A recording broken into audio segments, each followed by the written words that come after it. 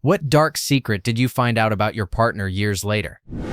About 4 months into the relationship, I thought my ex was undergoing chemotherapy for cancer. She had me believing that her last boyfriend had been violent with her, complete with fake black eyes she wore convincingly. She claimed her family was extremely wealthy and that she made a fortune working for Goldman Sachs. At one point, she gifted me a BMW, which I drove around town for 3 weeks, completely unaware it was stolen, after she had duped the dealership with fake wire transfer confirmation documents. She even bought a $2 million house for a month and got me involved in inspections, reviewing paperwork, and contracts, all part of her elaborate charade. Her ability to lie and manipulate was frightening. The truth finally came out one morning when I noticed her black eye strangely changing colors. Curious, I grabbed her makeup brush, rubbed it on my palm, and it looked exactly like her so-called injury. That was the first real crack in her carefully constructed illusion. Months later, the next layer of deception revealed itself. I started receiving collection calls from hospitals demanding payment for her medical bills. She had used my name, address, and social security number, probably from my room, and listed me as her spouse. She even used these fake bills to invent new illness stories to manipulate others. Once she asked me to take a prank photo with a wedding ring to send to her mom. At the time, it seemed harmless, but later I realized it was likely another thread in her elaborate web of lies to convince people of a fake engagement. As I investigated further, a horrifying pattern emerged. She had done this to at least 2 men before me, another man immediately after, and probably countless others. When I confronted her family, her mom and sister confirmed the behavior. Their reasoning? They thought I was a good guy who might be able to change her. About a year later, her stepdad, who had married her mom a year before I met her and was the only family member shocked by the truth, called to tell me that her mom had pulled the same stunt on him.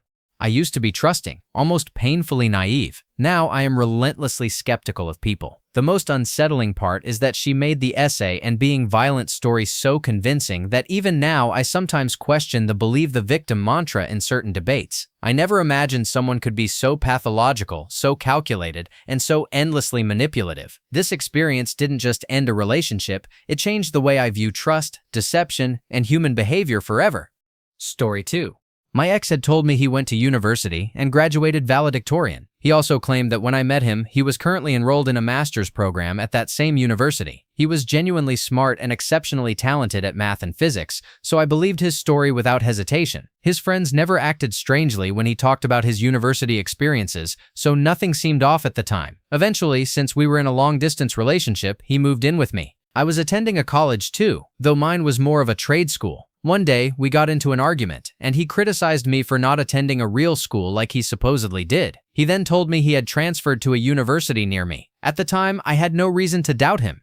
Long story short, I couldn't afford to fully support him while I was in school, so I asked him to move back home. While he was back, he claimed he had gotten into an accident at work and needed brain surgery. Naturally, I panicked and offered to come help him recover, but he insisted that he didn't want me to see him in that state. It felt odd, but I agreed.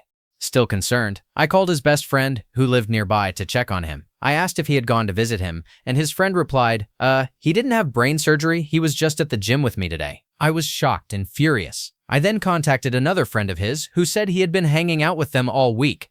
I was pissed. I called him and left a voicemail dumping him, since he didn't answer the phone. Then I started digging, and what I discovered blew my mind. He had faked his entire college transcript, pretended to be in a master's program, and even acted like he was completing assignments and attending classes. In reality, whenever he was supposed to be in class, he was at a game store down the street playing Magic.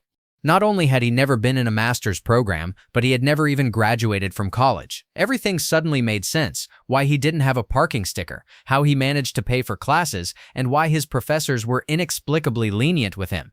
It was completely messed up. Once his friends found out, they all cut ties with him, realizing that all the strange things he had said, like "I forgot" when asked the names of his professors, whom they knew personally, finally made sense. These were people he had known since grade school, and they all left him immediately. Honestly, it seemed like it would have been so much easier to just go to college and do the work than to maintain that elaborate web of lies for all those years. I looked him up on Facebook recently, and of course he still claims to have graduated from the university near me.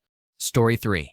This was my first husband, but about a year and a half into our marriage, he received some paperwork from the court because a woman was claiming he was her baby's daddy and wanted child support. This came as a huge shock to me because I was his first girlfriend, and he was supposedly still a virgin when we met at age 18. The child was already a couple of years old.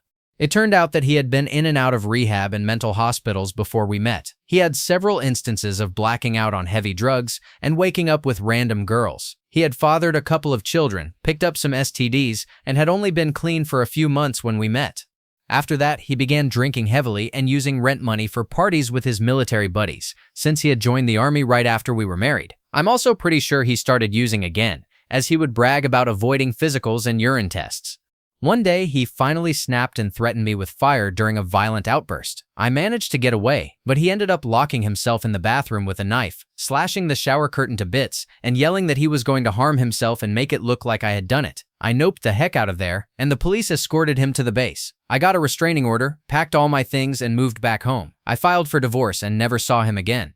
You might wonder how all of this history stayed so hidden. This was back before the internet was common, so there was no electronic trail to check. During the entire time I knew him, none of his parents or friends ever said a word. The only red flag might have been that his parents weren't the greatest people and seemed happy to be done with him. He had been so nice, loving, and caring when we were dating that I never would have suspected any of this. I'm not sure how I could have discovered it without a full background check. And apparently, the army didn't care either. We were both really young, naive, and stupid. Don't get married at 19.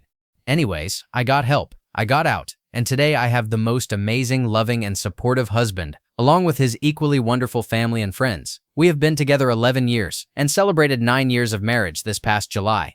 Story 4. After several years together, my ex told me one evening, nonchalantly, that he stole $500 from one of his best friends because he really needed it. This ex was a college-educated person trying to get into dental, medical, or pharmacy school. Not only was there no reason for him to steal his friend's money, but I couldn't understand how someone could do that and feel no remorse whatsoever, especially to someone they considered a good friend. At that moment, I seriously started doubting my love for him. It was the catalyst that pushed me out of the relationship.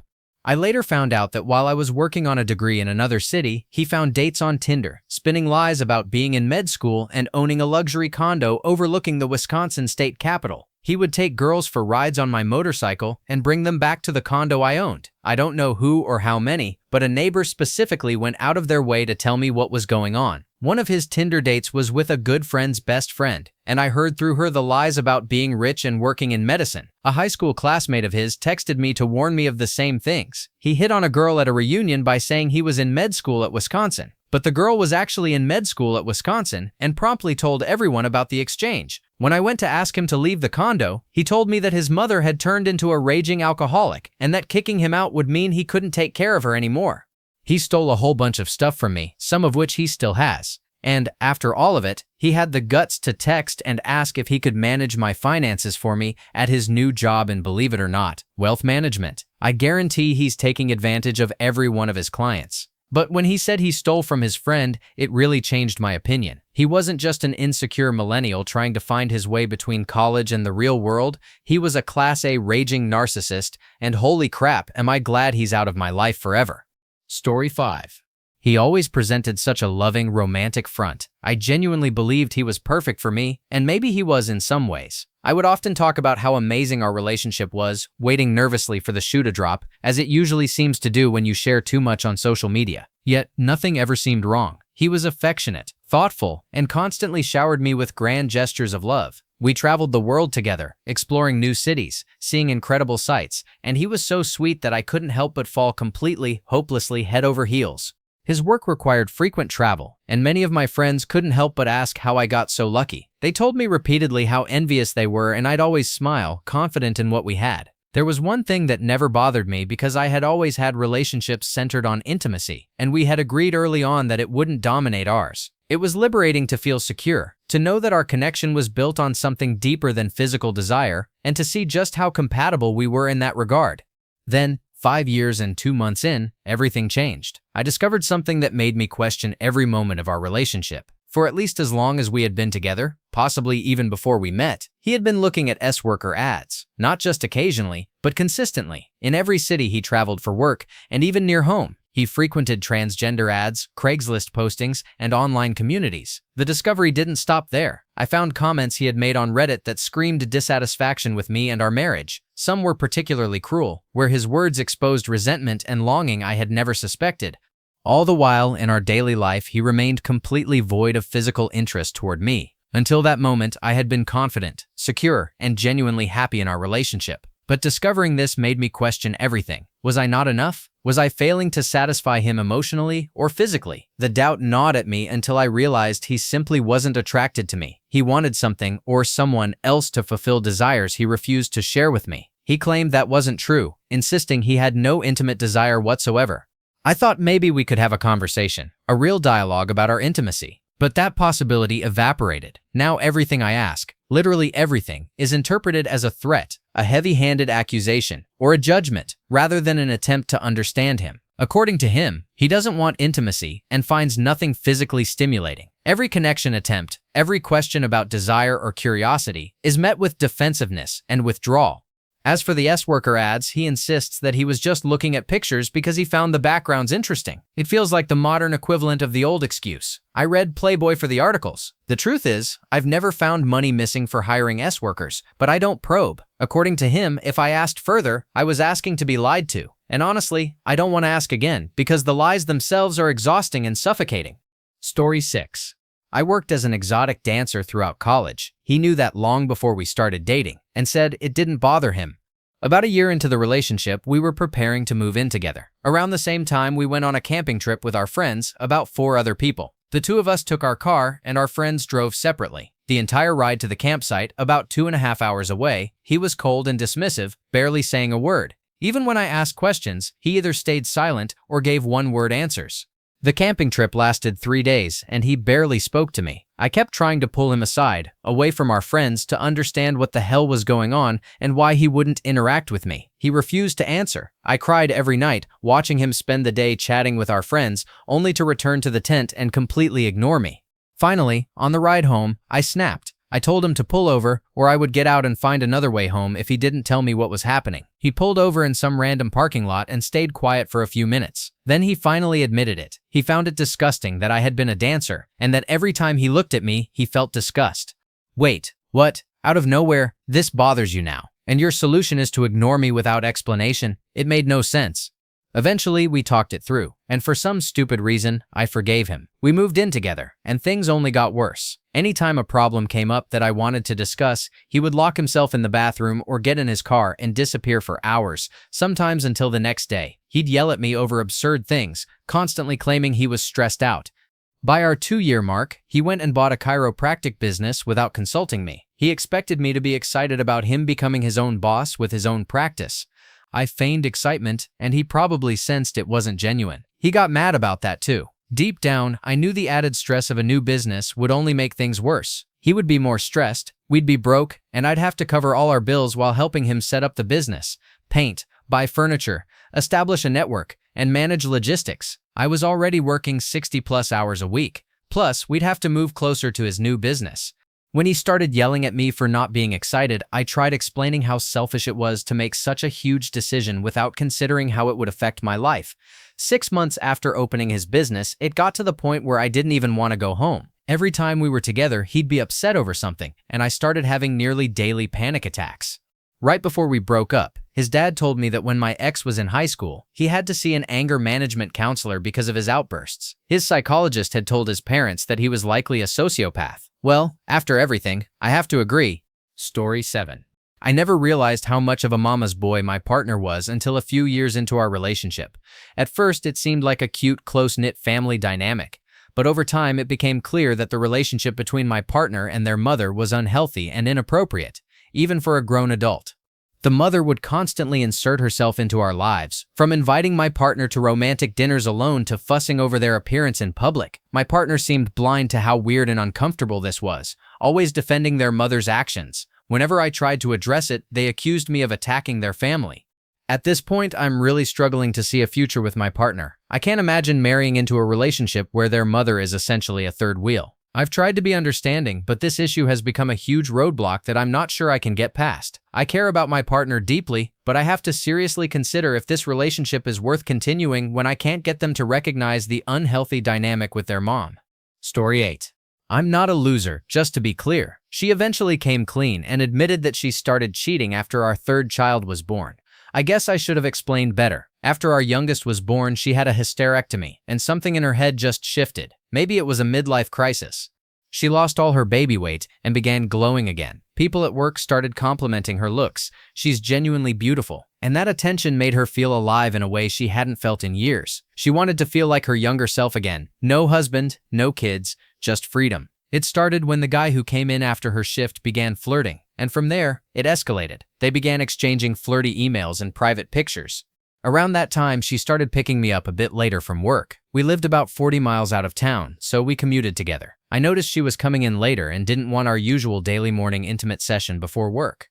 She even took that guy with her to look at used cars while I was home watching our kids. Then she renegotiated our rent-to-own contract on the house, listing only her name. She told the owners that we were separating and that I was leaving her and the children. All this unfolded over a few months, right under my nose.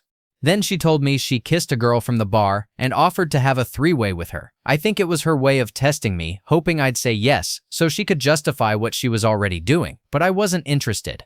Everything blew up one morning, when I had been waiting for 30 minutes outside work for a ride. She was supposed to be there on time, but she claimed she had to get gas. When I checked our online banking later, I saw she had already bought gas 8.5 hours earlier, right after dropping me off the night before.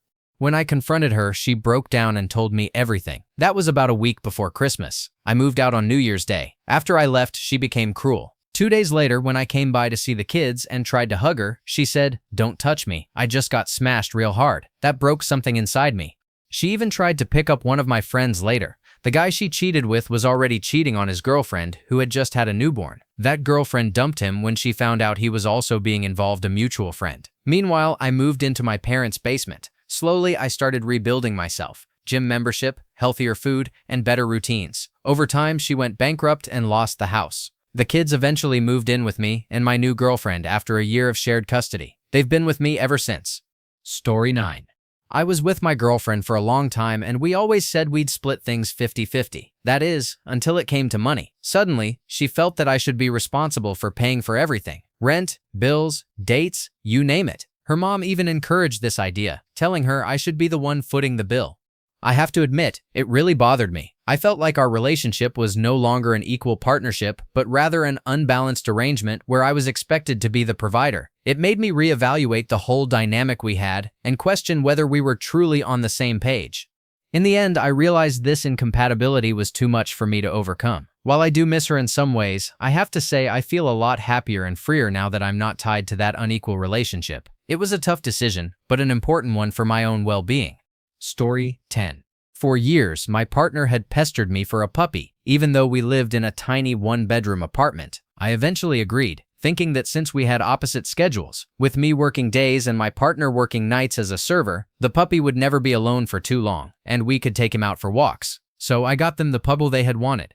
However, it quickly became clear that my partner never actually walked the dog or took him out to do his business. Within a year, our once pristine carpet had turned a nasty shade of yellow, and I'd constantly find piles of poop hidden behind the furniture. It seemed my partner just wanted a living, breathing stuffed animal that they could show off, without having to put in the work to care for it.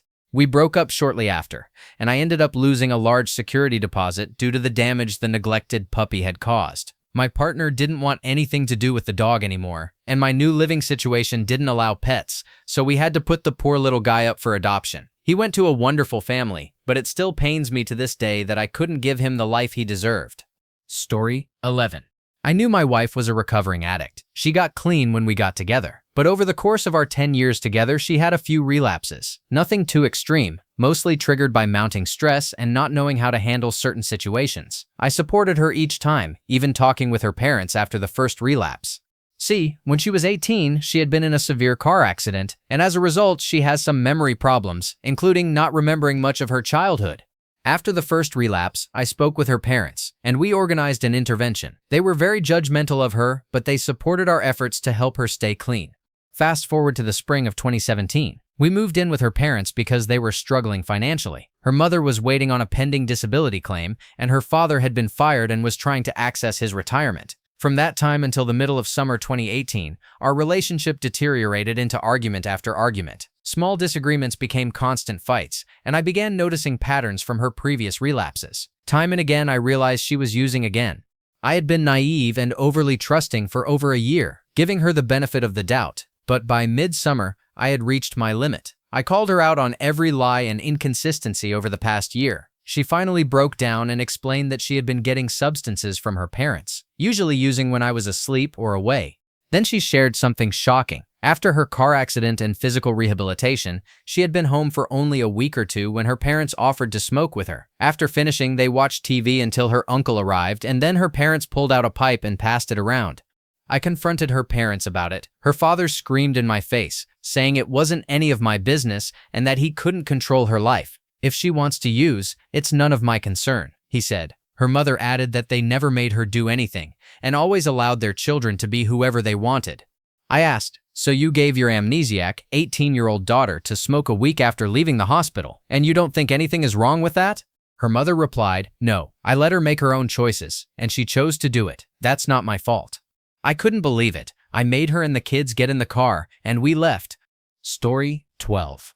I had been with my significant other for 6 long years, and we were as close as two people could be, or so I thought. It was just a casual conversation one evening when they casually mentioned that they didn't believe the moon landing was real. I was floored. How could someone I trusted so deeply hold such an outlandish belief? I didn't know how to process this new information. Everything I thought I knew about my partner seemed to crumble before my eyes. Were there other fringe beliefs they held that I was unaware of? Could I continue a relationship with someone who rejected established historical facts? It made me question the very foundation of our partnership. If we couldn't see eye to eye on something as basic as the moon landing, how could we ever hope to navigate the complex challenges that life would inevitably throw our way? This discovery shook me to my core and left me wondering if I truly knew the person I had committed so much of myself to over the years. It was a difficult realization, but one that forced me to reevaluate the entire relationship. Story 13. My husband is a hoarder. His brother and sister are too, though their levels are much worse than his so far. Looking back, their houses should have been my first clues to what he would eventually struggle with. But I was naive then, seeing hoarding as laziness or apathy, not realizing it was a symptom of deep mental illness. They all grew up in harsh poverty, the kind I had no true understanding of before joining their family.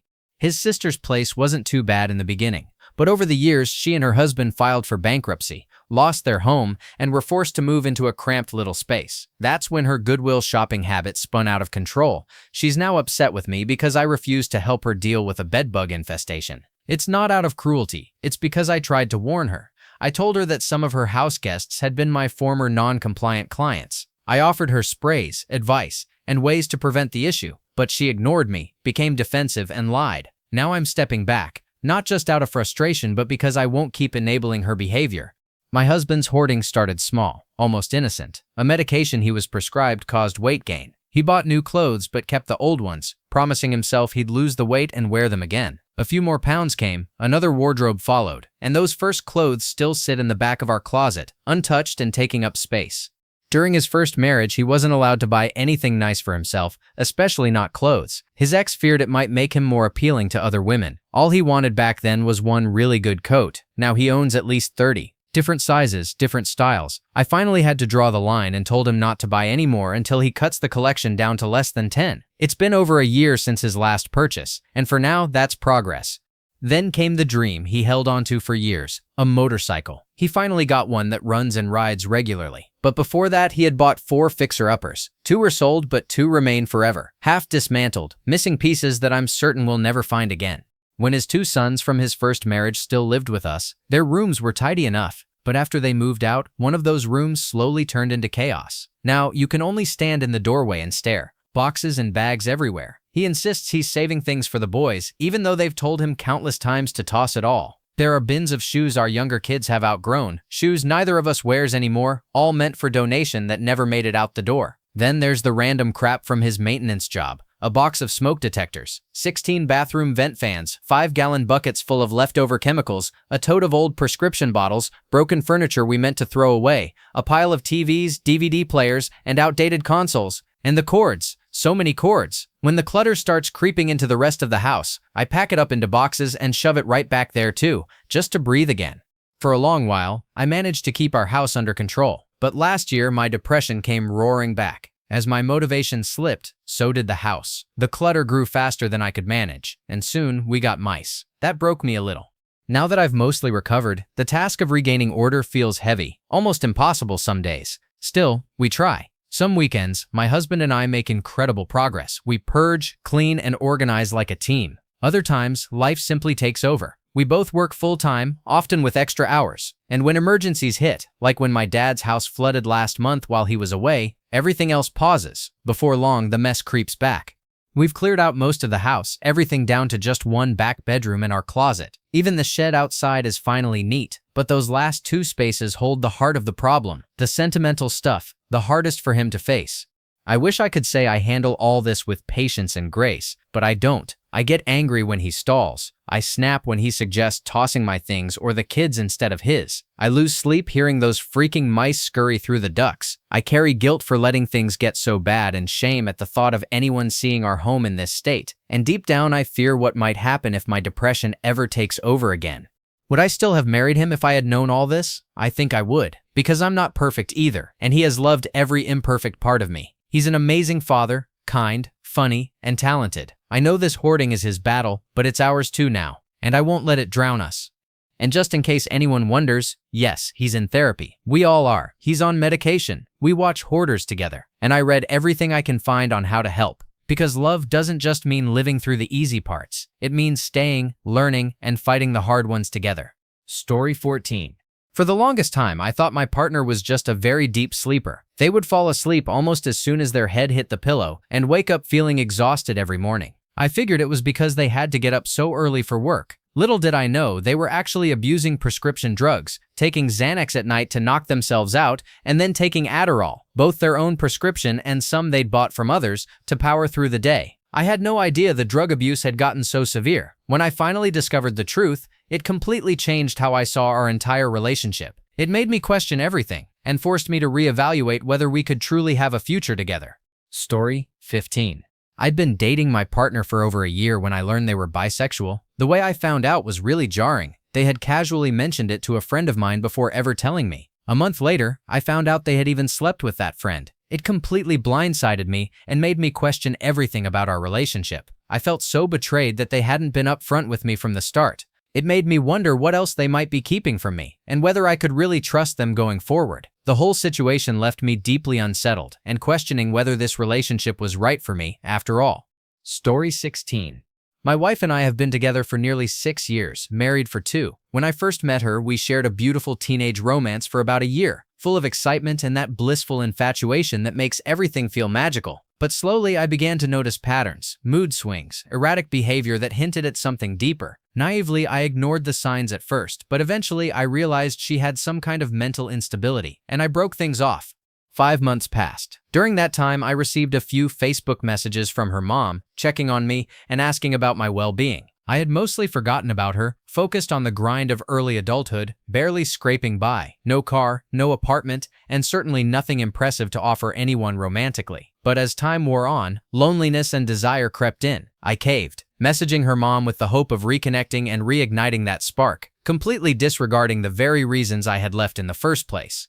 And just like that, I walked headfirst into the whirlwind drama that would come to define my life with her. At first, it was intoxicating, fun, nostalgic, and romantic. By then, I had a steady job and rented an apartment, as did she, so I asked her to move in. For a few months, everything felt perfect. But soon, the cracks started showing. Her irrational behavior and depression began to surface, and I realized I had jumped from the frying pan, only to somehow flop back into the fire. Within weeks, she lost her job, distanced me from my few close friends, and turned the functional life I had just built into chaos. Trusting her financial contribution to maintain the apartment had been a huge mistake. Soon, I struggled to pay rent, buy groceries, and fill up gas. Eviction followed. With nowhere else to go and no local friends or family, we moved into her parents' house, intending to get back on our feet quickly. It was there that her symptoms truly blossomed, and I finally understood the scale of what I was dealing with. She was bipolar, physically traumatized, heavily enabled by her parents, and carried a complex mix of anxiety, depression, and self-loathing. I was just a young, clueless man trying to navigate the world, completely unequipped to manage her emotional storms. Against all reason and caution, we got pregnant. Driven by love and a desire to do the right thing, we decided to keep the baby and try our best to give him a normal life, even though normal felt nearly impossible. Over the next 2 years, I endured physical assaults, lawsuits, lies, and being kicked out of the home over the most absurd things, from using big words to chatting with male friends about hobbies. It may sound like a sob story about a naggy spouse, but living with and loving someone afflicted by a severe mental disorder is no simple task. I spent more time crying, stressing, and searching for answers than actually enjoying happy moments with my wife. Opportunities with my son were lost to petty fights and spirals of emotional chaos. And yet, despite all of this, I chose to stay. I love my wife and I love my son. I still envision a future where the three of us can live peacefully, without fear of sudden strife. That vision may feel distant at times, and it often feels like I am treading water, but I will not let it fade. Story 17. I'll never forget the day I learned my partner had made his previous girlfriend give up her beloved cat when they moved in together. As someone who had always dreamed of getting a cat once I was settled, this revelation really shook me. It just didn't sit right that this person who had always seemed so caring could be so insensitive as to force someone to abandon their animal companion. The way a person treats pets can say a lot about their character, and this incident really made me reevaluate my entire relationship. It made me wonder what other things I might not know about my partner and whether their values truly aligned with my own. That moment was a real wake-up call, and it ultimately led me to take a hard look at the foundation of our relationship. Story 18. He told me from the very beginning that he was diagnosed with Asperger's in grade school, but I just brushed it off because I know plenty of people who half-heartedly claim to be autistic. A couple of weeks ago, I was lying in bed while he was putting away one of his 50 pocket watches in his holding box, which he keeps in pristine condition, tucked away in his sock drawer. Then he proceeded to pick out a new axe to carry in his backpack full of supplies. For some reason, in that moment, it just hit me for the first true time he is totally 100% on the spectrum. It made me think back to all the times he had done things that absolutely infuriated me, yet he had no idea he had done something wrong. Suddenly, I could see that he wasn't being manipulative or underhanded. His brain simply works in a different way than mine. He even tried to warn me of this, but for some reason I chose to disregard the information. He is incredibly willing to meet me halfway. Even when he doesn't understand why something bothers me, he acknowledges my feelings and stops doing it. He is the goofiest, most eccentric ball of love I have ever met, and coming to terms with his autism has made me love him all that much more. Story 19. This information might not be entirely precise since I never got the full timeline or understood all the Navy details, but I've gathered bits and pieces from my friend over the years as she slowly opened up about it. My friend met her first husband while both were serving in the Navy. She was out at sea when all of a sudden, pictures surfaced on Facebook, photos of her getting married by the ship's captain. None of us even knew she had been dating anyone, let alone tying the knot mid-deployment. It was a shock, but knowing her spontaneous nature, it wasn't entirely unbelievable. Once the surprise had settled, everyone quickly embraced them as a couple. The wedding may not have been the kind of romantic ceremony anyone imagined for her, but she seemed genuinely happy. When they returned home for a short leave, I met her husband at the small reception they held in our hometown. He seemed polite, maybe a bit distant, but nothing alarming. Afterward, he left the Navy while she still had another stretch at sea. That's when things started to crumble. Communication between them nearly vanished. She tried to brush it off, blaming it on a poor signal or the difficulty of staying connected while on deployment. Besides, she had a habit of losing her phones, so it didn't seem too strange at first. Then came the call from her father. He had started receiving credit card bills and bank notices, huge charges, overdue payments, repossession letters for her car, and other alarming signs. Since all her mail still went to her family home in Missouri, he thought something was seriously wrong. Concerned, her dad promised to contact her husband and sort it out. Except, he couldn't reach him. So her father reached out to the husband's mother, and that's when everything unraveled. The man had vanished. He'd abandoned their rental home in Virginia, left behind all their furniture, her car, and heartbreakingly, the dog they had adopted together. He had gone back to Arkansas, moved in with his high school sweetheart, gotten her pregnant, and used my friend's joint accounts to buy things for his new girlfriend and baby. The husband's mother was deeply apologetic. She admitted her son had done terrible things, confessed she had liked my friend, and believed she didn't deserve such betrayal, but she still let her son hide in her home because he was about to give her a grandchild. It was cruel, yet she justified it. The whole ordeal wrecked my friend's finances and credit. The divorce dragged on endlessly since her husband refused to finalize it. He didn't want to be married, yet didn't want to let go either. For years, she fought through the legal and emotional mess he left behind. Eventually, she left the Navy, rebuilt her life, and remarried someone who truly treated her with love and respect. Still, what she went through was nothing short of a roller coaster from hell: betrayal, heartbreak, financial ruin, and slow recovery. But she made it through, stronger than before, finally at peace. Story 20.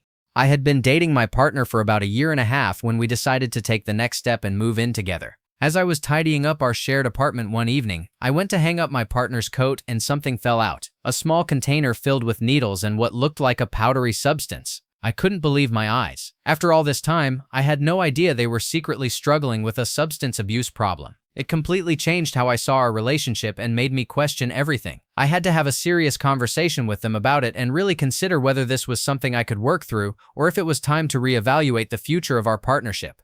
Story 21.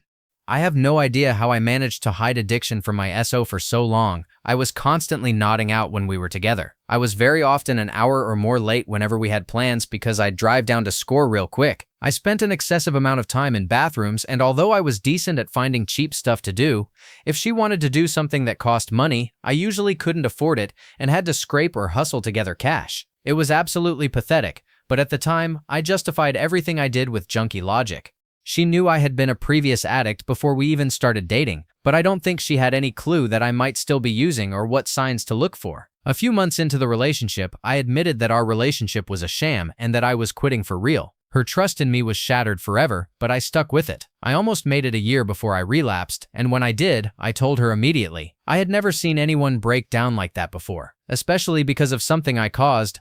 We split, and I stayed sober for a while. Eventually, we ended up back together for a significant period, but the damage had already been done. The lack of trust ultimately led to the downfall of our relationship. Another complicating factor was that when we first got together, she had fallen in love with the version of me who was just high on a daily basis, a totally different person. As I got sober, I constantly battled the nagging thought that regular me was subpar compared to the version she had fallen in love with. It wasn't rational, but addiction warps your perspective like that. It lingered in my mind constantly. It was incredibly selfish of me to do what I did to her. Addicts should not begin new relationships before they are whole and stable in their sobriety. As for dealing with addiction in the middle of a relationship, I'm not sure what the perfect solution is. I'm now 3 years sober, and a lot of time has passed since then. My addiction got worse before it got better after we broke up. There's nothing anyone can do to stop a drug-addicted partner or friend from using. One thing I've always felt the need to reiterate is that the other person is never at fault when someone they care for relapses. Do I still love her and regret nearly every decision I made back then? Absolutely. But nothing I could have done would erase the deceit. All I can do now is focus on living my best life, improving myself, and moving forward while taking my mistakes as lessons. From my perspective, someone in the position of my SO likely feels the frustration of seeing progress constantly undermined by relapse. If an addict keeps moving the goalposts of when they quit, significant changes are nearly impossible to overlook. Story 22. She often told me stories about her old clique in her hometown, and a lot of those stories were rather troubling for my taste, in the sense of, you spent time with these people, willingly, on its own. That wasn't a huge deal because we all have a past, and we all did some dumb stuff in our youth. But then I started connecting some dots. A certain guy who featured heavily in the worst stories. Basically, if everything she said was true, a serial abuser with incestuous tendencies who kept getting away with it because the clique covered for him. Every time someone threatened to call the cops, had also been a regular on and off FWB of hers. Okay, so you knowingly for years banged a guy who should be in prison for harming his sister, multiple of his best friend's girlfriends, and several others. Great. Now you repulse me, but all right, the past and all that. I knew you had issues. Give me a couple of days and some strong alcohol, and I'll get over it. But then, hey, you seem to get along great with X at my birthday party. I thought you hated him. You can't be shocked that I spent time with the guy and then get along with him yourself. Why would I hate him? I don't know him. Unless, oh, for heck's sake. Yeah. Okay. No. That's enough. That's not past mistakes. That's ongoing nonsense. As far as I know, she didn't sleep with the guy or anyone else while we were together, but that's still too far. I don't care if it makes me seem controlling. The fact that she still thinks hanging out with Mr. Roofy when visiting her hometown is a good idea makes her, at the very least, incredibly reckless and honestly despicable. I had to acknowledge that either she was making up horrific stories for fun, or her old clique was completely and utterly made up of awful people, and she still spent time with them. Other than Charlie and the Magic Alibi Factory, other highlights included her best friend, who kept trying to encourage her to cheat on me, lots of alcohol, and bringing along new friends to our home when I was out, her own repeated periods of singlehood, the occasional violent drunk, and plenty more. At some point, if everyone you know is some variety of troublemaker, I can't help but question what that says about me. I couldn't help it. I dealt with a lot of her issues for years, but when all of that fell into place, it damaged my feelings for her irreparably. I still loved her, but I was completely unable to muster up any respect or trust for her after that, and that's not the kind of relationship I want to be in. Story 23. Our relationship was only 2 months in at the time. She brought up the idea of getting an apartment together. I told her that I wasn't quite ready for that yet. It was too soon for me. She got super upset and threw a fit. The next day, when I had to go back to my apartment to go to work, she refused to let me leave. I sat in my car for over an hour trying to leave, but she kept wanting to drag me back inside to talk about getting an apartment together. There had been several times in the past when she got super upset. For example, I regularly worked out, and one night I was at her place and needed to leave to get back into it. She started crying hysterically, then yelled at me to leave, but immediately changed her mind and told me to stay. Continuing, I told her that we needed to take a break because these arguments kept happening. The next day, she started harming herself. I rushed over there and spent over 3 hours begging her not to do that. I kept asking, "Where are the other blades at?" And she would always respond with, "Why can't you answer any of my questions?" She was playing games the whole time. I told her that if she didn't give up, I would call 911. She said that if I did, she would frame me, claiming I came to her apartment trying to harm her. I eventually went back home after taking control of the situation. We ended up breaking up. I want to say a week later, but things only got worse. I started receiving random texts saying she was going to harm herself on Facebook Live. Then the next day, I supposedly got texts from her mom saying she was missing and that there was a note for me at her apartment and that I needed to read it.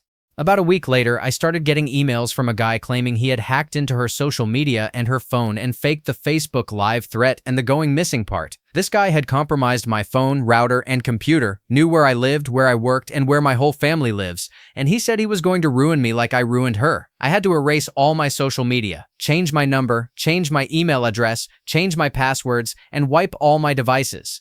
My family and friends are convinced it was her doing all of this, but with so many lies I had been told, it was difficult to be certain. He also kept wanting to meet me in person for some reason. Even months later, I am still dealing with this situation. Story 24. She told me when we first met that she was broken because she suffers from depression. At the time, I didn't exactly brush it off, but I thought, yeah, whatever, it won't be that bad. It's not that I didn't think depression is serious, I just had never ever been in contact with someone going through it, so I had no idea what it actually entails, if that makes sense. 5.5 years later, holy crap, depression is just super friggin' serious. I've been in situations I never imagined, all because of her depression. Twice while she was working in London and I lived 60 miles away in Kent, she phoned me saying she loved me, she was sorry, and she was going to end it. What the heck do I do? I had no idea what to do. Thankfully, both times she didn't go through with it, but she still ended up in the hospital, and I went straight up to be with her. There are days when she just cries and cries and cries. Countless visits to the GP, therapy sessions, and medications followed. At first, I was extremely uncomfortable. I had never dealt with anything like this before. It was that this isn't for me kind of crap. But the good news is, she is now an integral part of my life. I don't mind any of the above anymore. She loves me, and I love her. What's even more amazing is that she says I am the one who keeps her going. This is life. I'm fully aware of the seriousness of depression. I also want to clarify something from before. When I said I'm the one who keeps her going, she isn't totally reliant on me. She is still an independent woman. I'm just there when she needs me, and that's what I meant. To anyone who suffers from depression or has a partner who does, take care of yourself and each other. Keep fighting. Story 25. I never saw it coming. We had been married for 7 years and everything seemed fine on the surface. But one day I stumbled upon something on his computer that changed everything.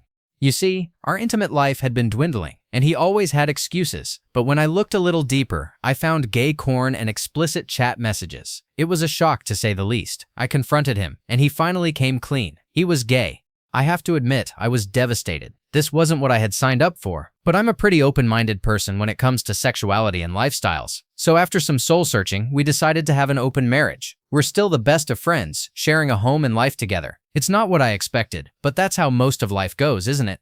In a way, I feel lucky. Many women find out about their husband's true sexuality while the kids are still at home or after decades of marriage. I found out relatively early on, and you know what they say, the luckier I am, the unluckier I'll be. So I guess he's the lucky one in this situation. Story 26. I had been with my partner for several years when I made a startling discovery about their eating habits. It turns out they had an unusual preference for enjoying certain fast food items completely dry without any of the sauces or condiments that most people consider essential. Ordering a meal at a drive-thru was always an adventure, as the cashier would have to double-check to confirm that yes, they really did want their chicken nuggets and fries served up with zero moisture or flavor enhancement. Even at places like Chick-fil-A, where their signature sauce is a beloved staple, my partner would politely decline. At first, I chalked it up to a quirky personal preference, but as time went on, I found myself increasingly perplexed by this peculiar behavior. It made me reevaluate just how compatible we truly were and wonder what other surprising revelations might be in store down the road. Story 27. He started hearing voices. We've been together since we were 11. We've experienced everything together. I love and accept everything about him. Shortly after moving in together, he broke down. He told me he couldn't stand hearing voices anymore. I helped him see a doctor. They evaluated him and diagnosed him with stress. In his words, he was pretty freaking stressed about hearing voices. After a while, he admitted to me that he was terrified of mirrors. Why? Because the people on the inside would take him away. We went back to the doctor. Again, they told him, "You don't want to be diagnosed with something bad. It's just stress." There was nothing left to do but keep bringing him back until they believed him. It didn't help that now he was convinced the doctors didn't want him to get help. I couldn't really blame him for that. At first, it was hard to adapt. I could never have pictured him going through such intense internal pain. What stood out to me was that he had spent so many years building my mental health up, doing everything he could to pull me out of depression. I had been so selfish for so long. How had I not realized something was wrong? I was supposed to be the one person who knew him best. Our relationship had been unbalanced, and it was time for me to start taking the lead. Ironically, this journey brought us closer. Today, we have an even stronger and healthier bond. Edit. Thank you for the concern about whether he is seeing the right professionals. I'm aware this sounds a lot like schizophrenia, and it's our #1 concern. Unfortunately, where we live, there's a waiting period of 3 to 6 months for a referral to a specialty clinic. He's been in a couple of times already, and we plan to get another referral at his next appointment. Government mental health employees say this is out of their league and recommend he see specialists. Specialists say it's stress and tell him to work on anxiety. We can't afford private care, but we aren't going to give up. I take mental health very seriously and will keep working until he's in the best hands possible. Thank you for watching. If you enjoyed this video, be sure to give it a thumbs up, subscribe, and hit the bell icon so you never miss an update.